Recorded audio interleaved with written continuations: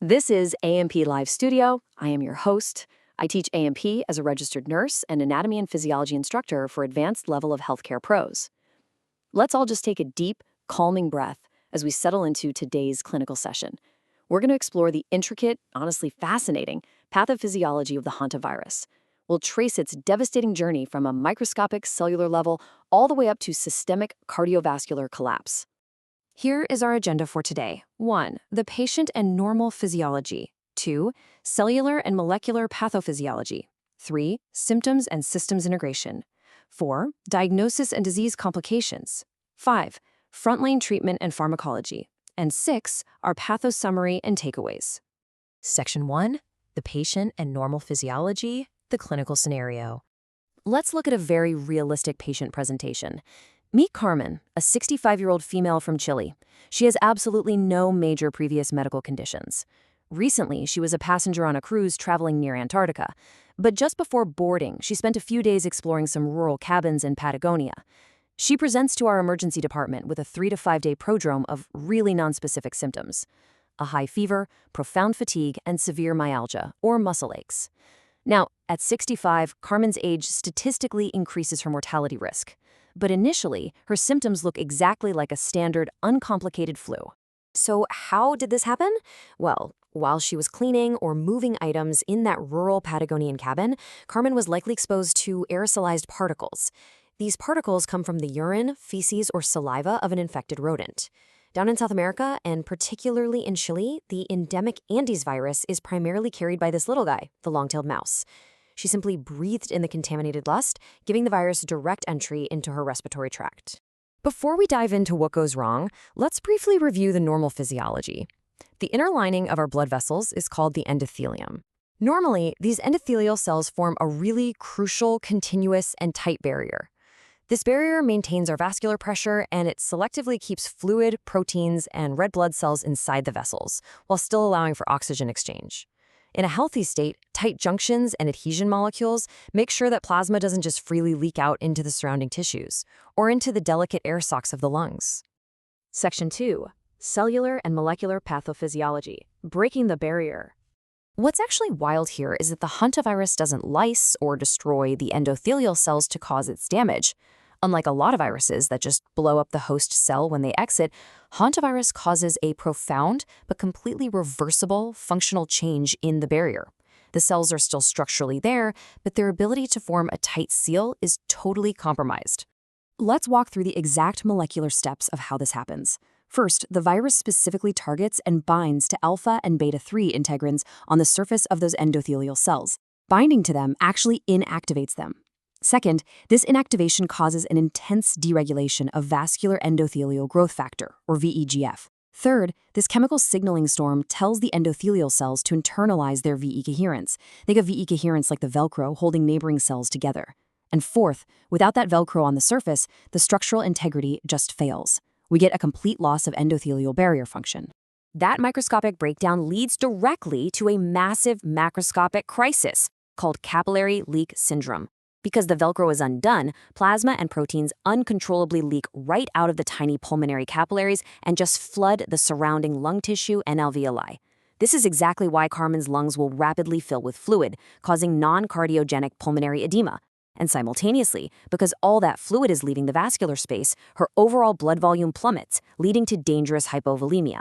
We should also briefly touch on the genetics here. The virus itself is a single-stranded, negative-sense RNA virus.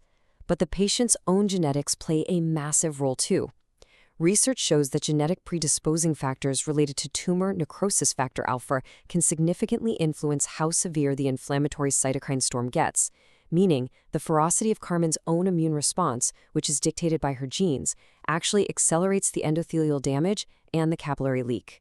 Section 3. Symptoms and systems integration, the clinical picture.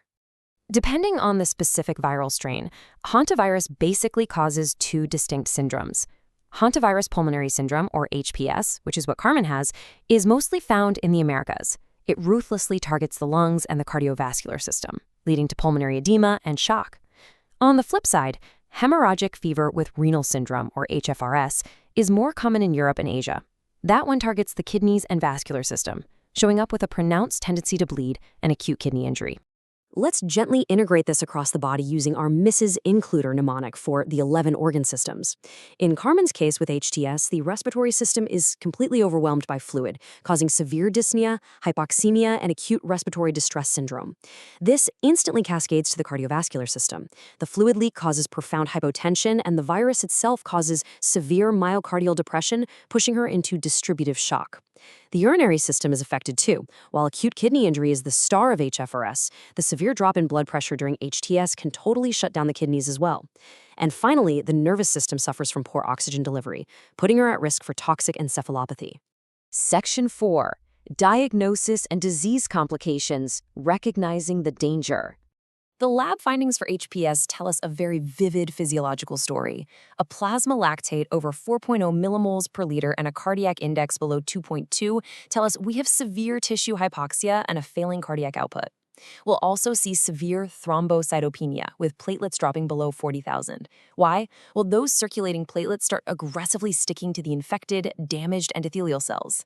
We also see hemoconcentration, meaning an elevated hematocrit. Think about it. The plasma water has leaked out into the lungs, so the red blood cells left behind in the vessels are incredibly concentrated. What makes HBS so terrifying for us in critical care is just how fast patients deteriorate. After a mild 1 to 5 day flu-like prodromal phase, the cardiopulmonary phase hits abruptly.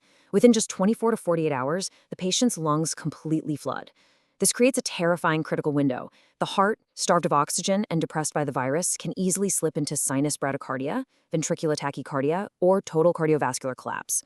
Multiple organ dysfunction syndrome, or MODS, is a huge mortality risk if we don't intervene immediately. Section 5. Frontline treatment and pharmacology, critical interventions. Treating HPS is a really delicate balancing act. Step 1 is immediate ICU admission and early mechanical ventilation, so we can force oxygen through those fluid-filled alveoli. Step 2 is using inotropes and vasopressors to squeeze the blood vessels and support that failing heart muscle. Step 3 is where it gets tricky. We have to be incredibly cautious with fluid resuscitation. Yes, the patient is technically in hypovolemic shock, but aggressively pumping them full of IV fluids will just flood their lungs even more because that capillary barrier is still completely broken. And finally, step 4, for refractory shock, we need to consider early transfer to a VA ECMO-capable center so we can temporarily bypass the failing heart and lungs entirely. A quick pharmacological note for our advanced practitioners. Survival in HPS relies on life support machinery and incredibly strict physiological management, not a magic bullet medication. There are currently no FDA-approved curative antivirals for Hantavirus Pulmonary Syndrome. Now, intravenous ribavirin has shown some early benefit in the renal variant, HFRS. But for HPS, the absolute cornerstone of treatment is strict, attentive hemodynamic and respiratory support until the patient's endothelium can naturally repair itself. Section 6. Patho summary and takeaways. Bedside to bench. So let's tie this whole unbroken chain of events together. Normally, your endothelium safely contains your vascular fluid. Pathophysiologically, the hantavirus binds to beta-3 integrins, triggering the removal of VE cadherins, totally dismantling that cell-to-cell adhesion. Clinically, this microscopic unzipping of the vessels causes a macroscopic disaster. Carmen experiences a rapid onset of non-cardiogenic pulmonary edema, hemoconcentration, and hypovolemic shock. So our treatment logic perfectly aligns with the patho. We mechanically support the failing heart and lungs, we use vasopressors, and we strictly avoid fluid overload while our body fights to restore its delicate barriers. I really hope this structured session has empowered you with a deeper, more peaceful understanding of this intense clinical pathology. Next time you look at a patient presenting with just a flu, ask yourself, what microscopic barriers might already be breaking down out of sight? Stay pathocurious and see you next episode. This video is for educational purposes only and is not intended as medical advice, diagnosis, or a substitute for professional healthcare decisions.